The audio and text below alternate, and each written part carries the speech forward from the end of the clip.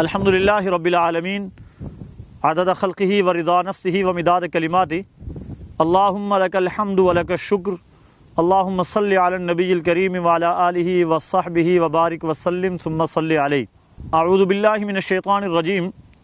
قال اللہ تعالی فی کلامہ المجید ومن آیاتہ اللیل والنہار والشمس والقمر.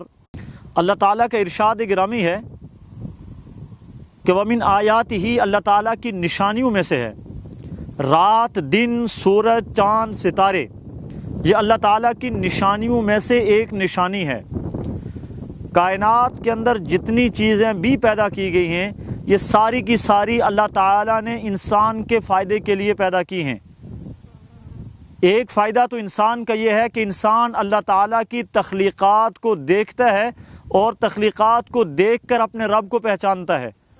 ایک آیت کریمہ میں اللہ تعالیٰ نے ارشاد فرمایا والذی اللہ وہ ذات ہے خلق لکم ما فی الارض جمیعا جس نے زمین میں جو کچھ بھی ہے وہ سارا کا سارا تمہارے لیے پیدا کیا.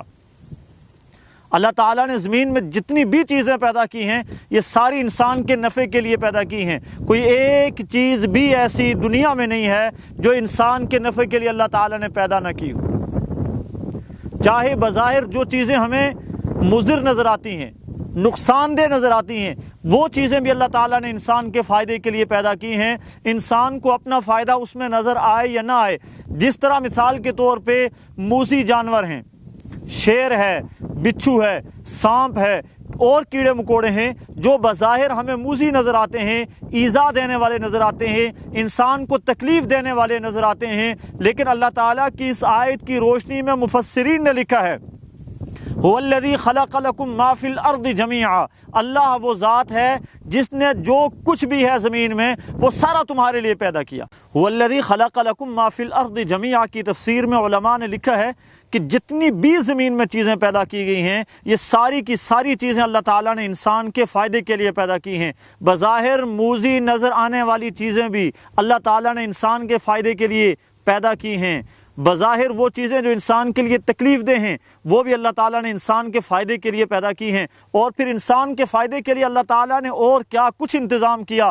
کاش انسان اس بات پر سوچے کہ میرا رب مجھ پہ کتنا مہربان ہے. اللہ تعالیٰ ارشاد فرماتے ہیں وَمِن رَحْمَتِهِ اور اللہ تعالیٰ نے اپنی خصوصی رحمت سے جَعَلَ لَكُمُ اللَّيْلَ وَالنَّهَارَ تمہارے لیے زمین بنائی، تمہارے لیے رات بنائی، تمہارے لیے دن بنایا.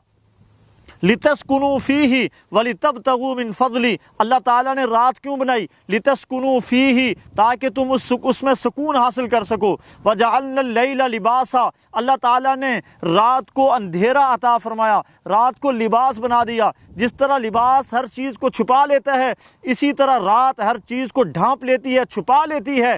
تو اللہ تعالیٰ نے رات کو بنایا، اللہ تعالیٰ نے رات کو بنایا سکون حاصل کرنے کے لیے. وَجَعَلْنَا النَّهَارَ مَعَاشًا اللہ تعالیٰ نے دن کو بنایا تاکہ اس میں تم اپنا ذریعہ معاش تلاش کر سکو، تاکہ اس کے ذریعے دن کو اللہ تعالیٰ کے رزق جو اللہ تعالیٰ نے تمہارے لیے مختلف جگہوں میں پھیلا دیا اس کی تلاش میں نکل جاؤ. پھر اللہ تعالیٰ خود ارشاد فرماتے ہیں، بندے سے پوچھتے ہیں قل اے نبی صلی اللہ علیہ وسلم ارشاد فرما دیجئے ارأیتم کیا تم نہیں دیکھتے ہو ان جعل اللہ علیکم اللیل سرمدا الی یوم القیامہ من الہ غیر اللہ یاتیکم بضیاء اللہ کے علاوہ کون ہے؟ اگر اللہ تمہاری رات کو دن میں تبدیل کر دے اور دن کی روشنی مسلسل ہو جائے، اس میں رات لانے والا کون ہے کہ تم سکون حاصل کر سکو؟ اور اگر اللہ تعالیٰ رات کو دن بنا دے یا دن کو رات بنا دے، مثال کے طور پر مسلسل روشنی ہو، تمہارے لیے سکون کی گھڑی ہی نہ آئے، اندھیرا نہ چھائے، تمہیں کس طرح سکون ملے گا؟ اور اگر مسلسل اندھیرا ہو جائے، روشنی نہ آئے، اللہ تعالیٰ ہی ہے جو دن سے سورج کو نکال کے دن لانے والا اور سورج کو غائب کر کے رات لانے والا. قل ارائیتم ان جعل اللہ علیکم اللیل سرمدا الی یوم القیامہ من الہ غیر اللہ یاتیکم بضیاء پوچھ لیجئے ان لوگوں سے اگر اللہ تعالیٰ تمہارے لیے رات کو ہمیشہ ہمیشہ کر دے، سرمدا الی یوم القیامہ قیامت تک، من الہ غیر اللہ اللہ کے سوا کون الہ ہے، یاتیکم بضیاء جو یہ روشنی لے کر آئے گا. اور دوسری جگہ اسی آیت کی اگلی آیت میں ارشاد فرمایا قل ارأيتم ان جعل الله عليكم النهار سرمدا الى يوم القيامة من اله غير الله يأتيكم بليل تسكنون فيه، اگر اللہ تعالیٰ دن کو دوام بخش دے، قیامت تک روشنی ہی روشنی ہو، دن ہی دن ہو، تو اللہ کے سوا کون ہے جو رات لا سکتا ہے، ایسی رات لتسکنوا فیہ جس کے اندر تم سکون حاصل کرتے ہو۔ تو دن کا خالق بھی اللہ، رات کا خالق بھی اللہ، زمین کا خالق بھی اللہ، آسمان کا خالق بھی میرا اللہ ہے، ان بادلوں کا خالق بھی میرا اللہ ہے۔ اور اللہ تبارک و تعالیٰ کی تخلیقات اتنی زیادہ ہیں، اتنی زیادہ چیزیں اللہ تعالیٰ نے پیدا کر دی ہیں کہ آج تک انسان کہتا ہے میں یہ سائنس کی ترقی کا دور ہے، سائنس کی اس ترقی کے دور میں اللہ تعالیٰ کی لاکھوں تخلیقات ایسی ہیں جس تک انسان کی رسائی نہیں ہے۔ یہ زمین ہے جس میں اللہ تعالیٰ نے کشش ثقل رکھ دیا، جس کے اوپر ہم موجود ہیں، اس سے بڑے سیارے، ان سے بڑے زمین سے کروڑ گنا بڑے سیارے بھی اللہ تبارک و تعالیٰ نے پیدا کر لیے ہیں۔ ان سب کا خالق میرا اللہ ہے، ان سب کا مالک میرا اللہ ہے۔ اللہ تعالیٰ ہے جس نے ہر جگہ پر اپنی پہچان کے لیے اپنی نشانیاں بکھیر کر رکھ دی۔ ایک درخت ہے، اس کی لمبائی 100 فٹ ہے، 200 فٹ ہے، 250 فٹ درخت کی لمبائی ہے، اور وہ جڑوں کے ذریعے پانی لے جا کر آخری پتے تک پہنچانے والا کون ہے؟ وہ میرا اللہ ہے، اللہ کے سوا اور کوئی بھی نہیں ہے۔ انسان اگر اپنے اللہ کو پہچاننا چاہے، انسان ایک گھاس کے تنکے سے اللہ کو پہچان سکتا ہے، ایک پتھر سے اللہ کو پہچان سکتا ہے۔ غور کرو، افلا یتدبرون، یہ لوگ غور کیوں نہیں کرتے؟ جس چیز میں غور کریں گے وہاں سے اللہ کی قدرت جو ہے وہ نظر آئے گی، اور اللہ تعالیٰ اپنی قدرت سے پہچانا جاتا ہے۔ انسان اللہ تعالیٰ کی تخلیق کا کتنا خوبصورت شاہکار ہے، اللہ تعالیٰ نے کیسا انسان کو بنا دیا۔ ارشاد فرمایا لقد خلقنا الانسان فی احسن تقویم، انسان کو ہم نے ایک بہترین اندازے کے اوپر پیدا کیا ہے۔ ایسا عظیم شاہکار، دیکھیں کتنی خوبصورت آنکھیں بنا دی، ناک بنا دیا، منہ بنا دیا، کان لگا دیے، اور جسم کے تمام اعضاء میں توازن رکھ دیا اللہ تبارک و تعالیٰ نے۔ ہر تمام اعضاء کو اللہ تبارک و تعالیٰ نے ایسا توازن رکھا، جو دو اعضاء اللہ تبارک و تعالیٰ نے عطا فرمائے، ان دونوں میں ایسا توازن رکھا کہ اس توازن کو اللہ تعالیٰ نے بگڑنے نہیں دیا۔ اللہ تعالیٰ نے 2 ٹانگیں دی ہیں، ایک جتنی ہیں، ایک ٹانگ چھوٹی ایک ٹانگ بڑی ہو جائے، انسان کتنا برا لگے گا، اس کی زندگی کتنی مشکل ہو جائے گی۔ 2 ہاتھ اللہ تبارک و تعالیٰ نے دیے، ایک جتنے بنائے ہیں، 2 بازو دیے، ایک جتنے بنائے ہیں، 2 آنکھیں دی ہیں، ایک جتنی بنائی ہیں، 2 کان دیے ہیں، ایک جتنے بنائے ہیں۔ اللہ تبارک و تعالیٰ کی تخلیق کا حسین شاہکار انسان ہے۔ اگر انسان اپنے رب کو پہچاننا چاہے تو انسان کو رب اپنے اندر ہی نظر آئے گا۔ اور خود اللہ تبارک و تعالیٰ ارشاد فرماتے ہیں وَلَقَدْ خَلَقْنَا الْإِنسَانَ وَنَعْلَمُ مَا تُوَسْوِسُ بِهِ نَفْسُهُ وَنَحْنُ أَقْرَبُ إِلَيْهِ مِنْ حَبْلِ الْوَرِيدِ۔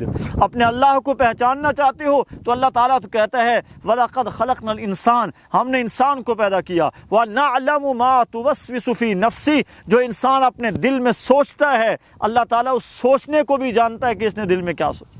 وَنَحْنُ أَقْرَبُ إِلَيْهِ مِنْ حَبْلِ الْوَرِيدِ، اور ارشاد فرما دیا ہم انسان کی شاہ رگ سے بھی زیادہ قریب ہیں۔ انسان خوراک کو کھاتا ہے، کھانے کے بعد ہضم کرنے کے کتنے مراحل ہیں، خود انسان اپنی تخلیق پہ غور کرے، اللہ سمجھ آ جائے گا۔ هل أتى على الإنسان حين من الدهر لم يكن شيئا مذكورا، کیا انسان پہ ایک وقت ایسا نہیں آیا کہ انسان کچھ بھی نہ تھا؟ انا خلقنا الانسان من نطفة امشاج نبتلیہ فجعلناہ سمیعا بصیرا۔ اللہ تعالیٰ خود ارشاد فرماتے ہیں کہ انسان کو ہم نے ایک خون سے پیدا کیا، ایک نطفے سے پیدا کیا۔ نطفے میں کیا طاقت ہے جس سے انسان بن جائے؟ یہ تو اللہ تبارک و تعالیٰ نے ایک انتظام رکھا، اور اس انتظام کے ذریعے اللہ تعالیٰ مختلف مراحل سے گزار کے ارشاد فرماتے ہیں فَجَعَلْنَاهُ سَمِيعًا بَصِيرًا، ہم نے انسان کو سننے والا اور دیکھنے والا بنا دیا۔ انسان اپنے رب کو پہچاننا چاہے تو رب کی پہچان تو بڑی آسان ہے۔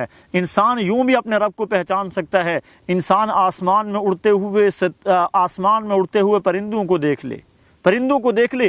اولم یروا الی الطیر مسخرات فی جو السماء ما یمسکہن الا الرحمن، کیا لوگ یہ نہیں دیکھتے کہ یہ اڑتے ہوئے پرندوں کو فضا میں تھامنے والا کون ہے؟ کبھی وہ اپنے پر سکیڑ لیتے ہیں، کبھی پھیلا لیتے ہیں۔ ان پرندوں کو وہاں پر اڑانے والا کون ہے؟ ان کو وہاں پر تھامنے والی ذات کون سی ہے؟ یہ اللہ تبارک و تعالیٰ کی ذات ہے، جو تمام کائنات کے سارے نظام کو چلانے والی، پتھر کے اندر موجود جو کیڑے مکوڑے ہیں ان کو خوراک دینے والی، اور سمندر کی تہہ میں موجود مچھلیوں تک خوراک پہنچانے والی ذات میرے اللہ تبارک و تعالیٰ کی ہے۔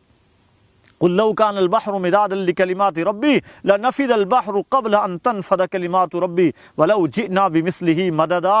اللہ تعالیٰ اتنا بڑا ہے کہ اس کی تعریفوں کا احاطہ کوئی نہیں کر سکتا۔ ساری دنیا کے درختوں کو قلمیں بنا دیا جائے اور ساری دنیا کے سمندر جو ہے انہیں سیاہی بنا دیا جائے، اور اللہ تعالیٰ کی تعریف لکھنے کے لیے ساری کی ساری دنیا مشغول ہو جائے، وہ اللہ تعالیٰ کی تعریف کا احاطہ کرنا چاہیں، اللہ تعالیٰ کی تعریف کا احاطہ نہیں کر سکتے۔ اس سے دگنے بھی ہو جائیں تب بھی اللہ تعالیٰ کی تعریف کا احاطہ نہیں کر سکتے۔ اللہ کو پہچانو اور اللہ کی مانو۔